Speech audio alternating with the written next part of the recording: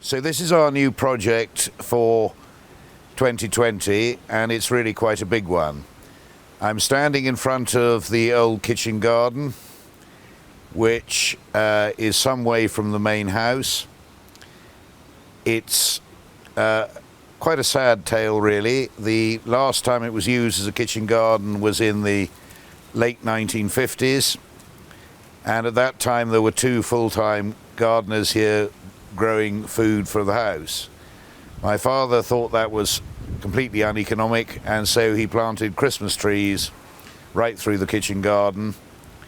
And the plan today is to completely clear all the trees, the conifers and the other debris which has grown up over the last 70 years, and to then open this area to the public and replant it with a new garden theme. We're still thinking about what the garden theme might be, and we're thinking we might have a collection of Chilean plants down here, but that's really for next year to ponder. The kitchen garden would have been in a much worse state had we not had a grant from Natural England to repair some of the walls, and you'll see that some of them have been recapped and repointed. Sadly, over the years, the greenhouses have fallen down, and we're going to leave the bases. And behind me here was the old potting shed and apple store, which a tree fell through 30 or 40 years ago. And perhaps when the kitchen garden is part of the visitor route into Old Park Garden, we may one day get round to putting a roof back on this and restoring another little piece of history which has fallen into disrepair. So we're just going to have a quick walk around the kitchen garden, give you a feel for the size of the job that we've got to do, and show you the mess we're up against and what we're going to clear, ready for replanting next spring. A sorry mess of what was a greenhouse which I remember as a child was growing grapes. We will clear this up and leave the base much as it is. But the biggest job you see when we look down through the kitchen garden itself. We've got here 60, 70-year-old self-sown saplings and some conifers, and they're all going to go, and we're going to grub out the roots and go back to virgin soil ready for replanting. One of the interesting things about this area is that because it was used to grow vegetables, there's probably going to be a lot of lime in the soil, and we'll need to think hard about whether we can plant rhododendrons here and other ericaceous plants which don't like lime. Maybe the lime has filtered away over the last 70 years, we don't really know, but we'll have to test for that. But that's one of the reasons why we're thinking of having a collection of plants, perhaps from the southern hemisphere, which might not be so susceptible to a little bit of an alkaline pH in the soil. In some areas, the kitchen garden wall has been repaired and rebuilt, but the funding from Natural England didn't extend to doing all of it. Over the years, water had built up at the base of the kitchen garden and broken down the wall. That's all now been repaired, and the new stone slabs have been put on top of the wall in at least part of it.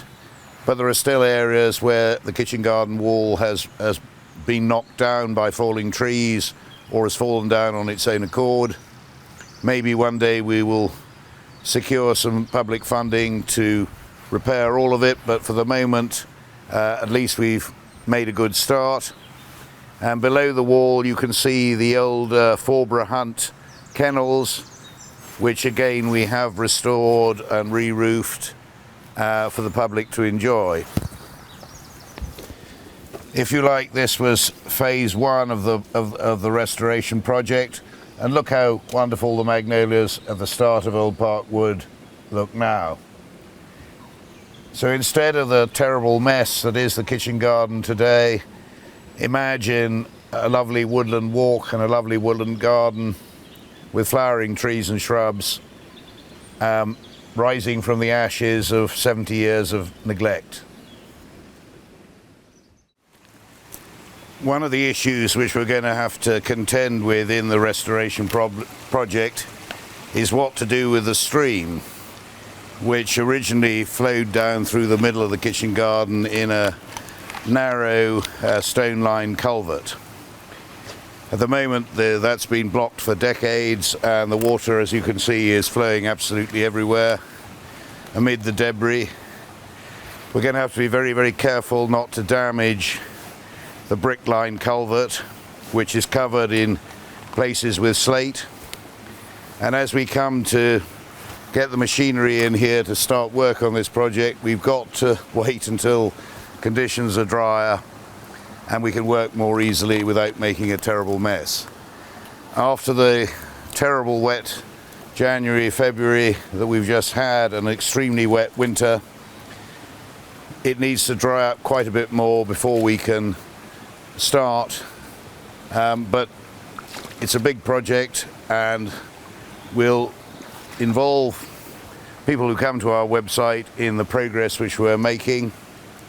If we look back to last year and the commemorative planting at the Tin Garden that we did, this area is about two acres in all, and I guess there are probably 150 saplings of one sort or another, many of which are dead, to be cleared and removed. It's a big project, and we'll finish with just showing you kitchen garden from a distance so you can put it in the context of the drive at Caerhays and exactly where we are.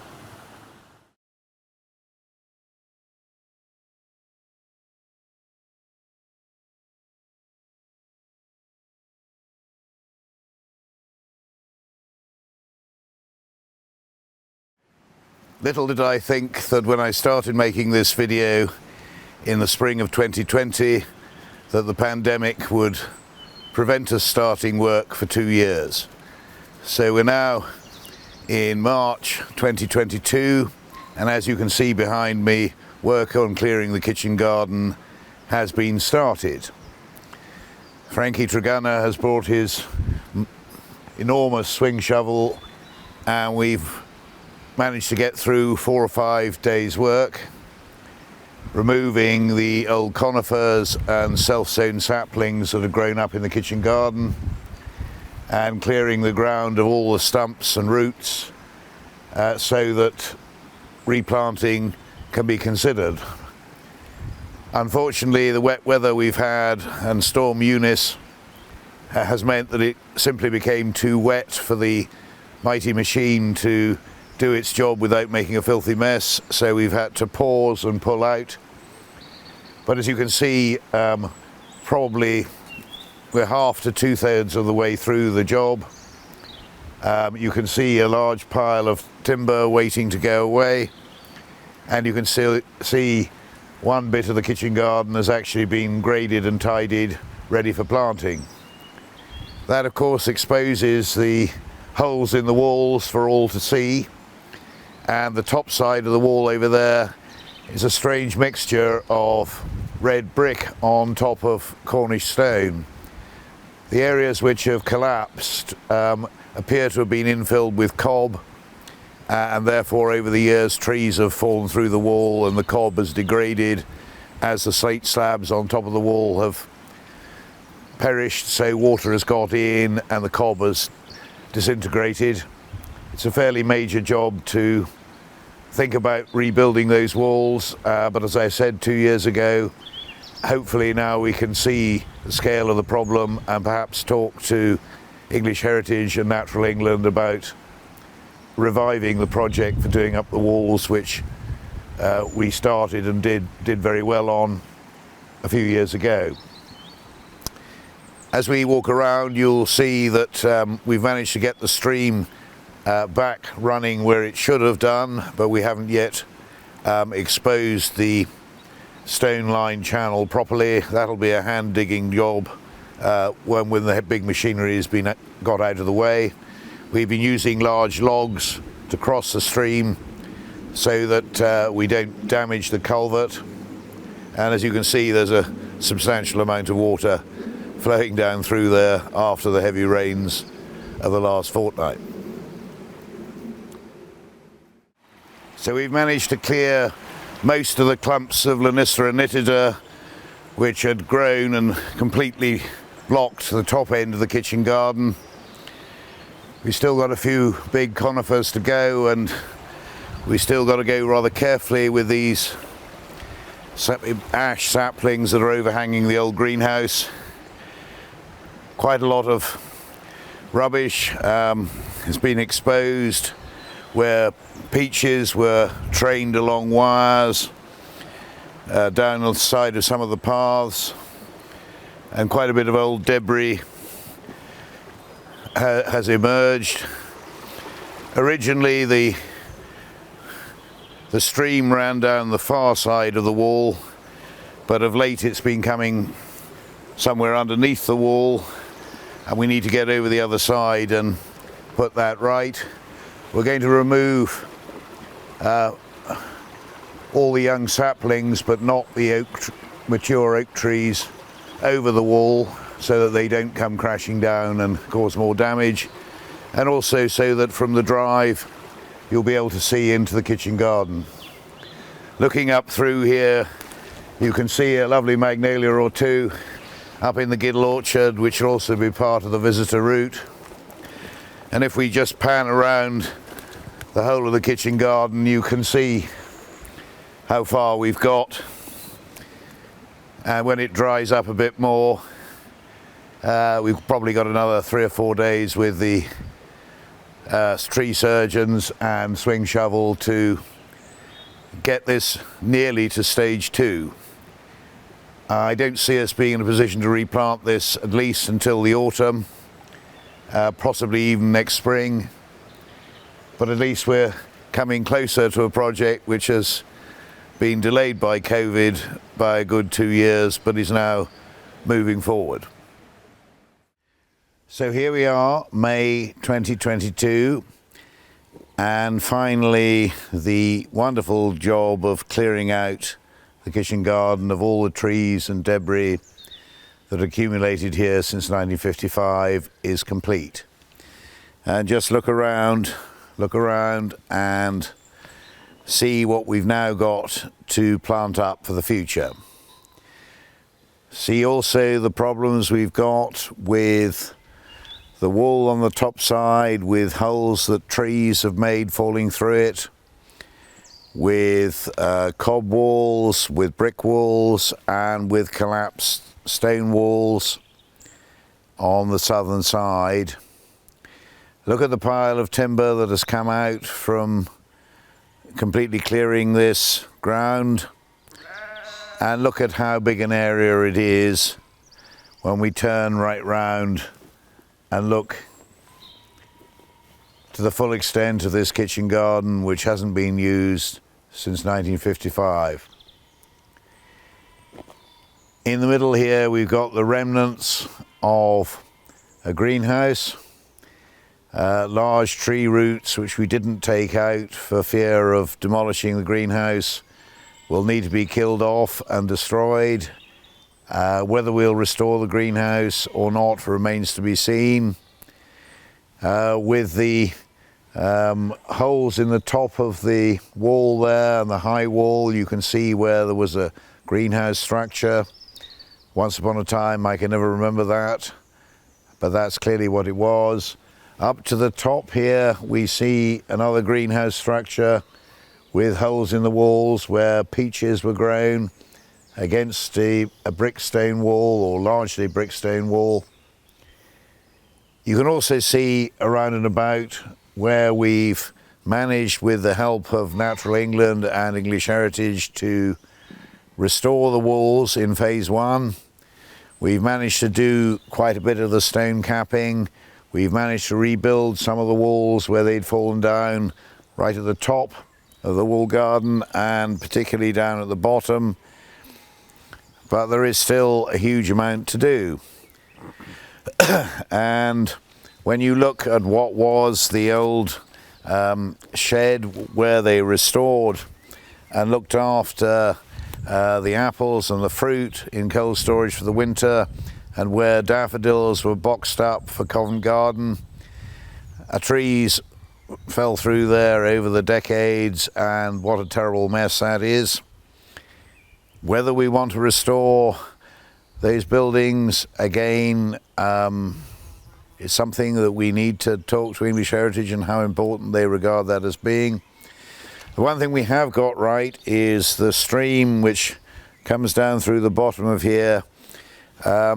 We've dug that out, so it's now 4 foot lower than it used to be, and we've saved all the slate slabs that used to cover the first part of it, so that we could put that back if need be, or use the same slate slabs to cap the wall. So what are we thinking about in the future here? A large virgin open space of maybe 2 acres, perhaps a little bit more than that. And we've thought and thought about this and thought, what should we plant here for the future? What should we plant here to expand the flowering range of the garden? What should we do to make something special here that people will want to come and see? Last winter we planted Matsumai cherries all along the walkway coming to the kitchen garden. And what we're thinking is that we will create a garden of flowering crab apples, flowering malices. We don't want fruiting apple trees, but we do want flowering malices. They will flower in May. They should escape the last frosts. They make as good a show as Japanese cherries. They make as good a show as magnolias, and they'll be something we've never ever grown here before. It's probably going to take us 18 months to get together the plants and get together the planting plan and get together the thoughts as to what we might do planting wise here. Much will depend on what Heritage England and Natural England tell us about how they may or may not be able to assist with the walls and with the further restoration of what we've now cleared. But there's still plenty of time to be thinking about that and assembling the plants, which we're gradually getting into a little pile up in the greenhouse. At the moment, we've got to get this raked off again. There are still lots of tree roots in the ground. There are still lots of stones. And from a point of view of maintaining the grass cutting here in the future, we need to get this raked off again with a light harrow to pull out these stones and these roots and to get them into a pile and bury them somewhere quietly out of the way. And then we will be able to maintain and look after this extraordinary piece of ground, historic piece of ground, and restore something part of the Caerhays estate which is truly exceptional. And I'm really looking forward to the challenge of this project, how we might put it together for the future, and how many people will be able to come and enjoy it. So watch this space.